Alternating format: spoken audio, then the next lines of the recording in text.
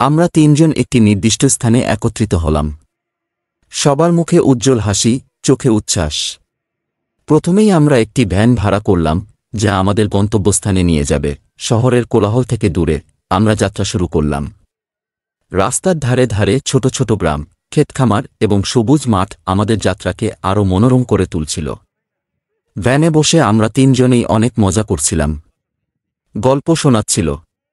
হাসি আর গল্পে ভ্যানের ভেতরের পরিবেশই হয়ে উঠেছিল এক ছোটখাটো উৎসবের মতো।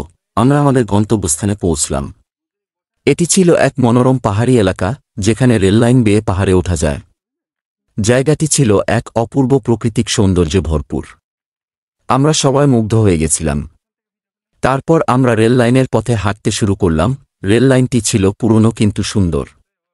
পাহাড়ের ঢাল বেয়ে উঠে গেছে এই রেললাইনটি, আর চারপাশে ছড়িয়েছিল সবুজ বনানী।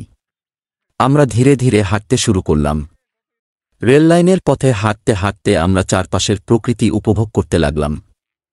পাখির কলরব, গাছের পাতার মর্মরধ্বনি আর হালকা বাতাসের শো শো শব্দ আমাদের মনকে আরও প্রফুল্ল করে তুলছিল। পথ চলতে চলতে আমরা অনেক স্থানে থেমে ছবি তুললাম।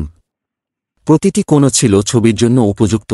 কখনো আমরা একসঙ্গে গ্রুপ ছবি তুলেছি, কখনো বা একক ছবি। রেল লাইন ধরে হাঁটার এক রোদেলা বিকেল। আমরা তিনজন প্রায়ই এমন বিকেলে প্রকৃতির সৌন্দর্য উপভোগ করতে বেরিয়ে পড়ি। আজকের দিনটাও তার ব্যতিক্রম নয়। রেল লাইনটি আমাদের গ্রামের পাশ দিয়ে চলে গেছে, আর লম্বা ছায়া ফেলে সূর্য পশ্চিমাকাশে হেলে পড়েছে। আমরা ধীরে ধীরে হাঁটছি, আমাদের পায়ের তালে তালে বাতাসে মৃদু সুর বইছে। পথের ধারে প্রকৃতির সৌন্দর্য আমাদের চোখে মুখে আনন্দের রং ছড়িয়ে দেয়। এইভাবে আমরা রেল লাইন ধরে হাঁটতে হাঁটতে, গল্প করতে করতে অনেক দূর চলে আসি। প্রায় 1 ঘন্টা হাঁটার পর আমরা হারিং ব্রিজে পৌঁছলাম। এটি ছিল এক চমৎকার স্থাপত্যের উদাহরণ। ব্রিজটির উপরে দাঁড়িয়ে নিচের দৃশ্যপট দেখে আমাদের মন ভরে উঠল। আমরা অনেকক্ষণ ধরে ব্রিজের উপর দাঁড়িয়ে সেই মনোমুগ্ধকর দৃশ্য উপভোগ করেছি। ব্রিজটির উপরে দাঁড়িয়ে চারপাশের সবুজ বনানী এবং নিচের নদীর জলরাশি দেখে আমরা মুগ্ধ হয়ে গেলাম। বিশ্রাম ও আনন্দময় মুহূর্ত। এই ভ্রমণের সময় আমরা প্রচুর হাঁটাহাঁটি করেছি। আমাদের যাত্রার প্রতিটি মুহূর্ত আমরা ফ্রেমে বন্দী করেছি। প্রতিটি ছবি আমাদের জন্য একটি বিশেষ মুহূর্ত ধরে রেখেছে। ছবি তোলার সময় আমরা নানা মজার কাণ্ড করেছিলাম। কখনো আমরা মজার মুখভঙ্গি করেছিলাম, কখনো বা অদ্ভুত ভঙ্গিমায় দাঁড়িয়েছি।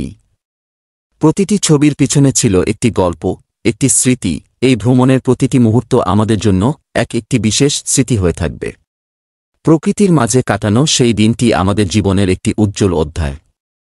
আমরা তিনজনই জানতাম যে এই দিনটির কথা আমরা কখনো ভুলব না। এই ছিল আমাদের সেই বিশেষ দিনটির কাহিনী। আমি সোহান।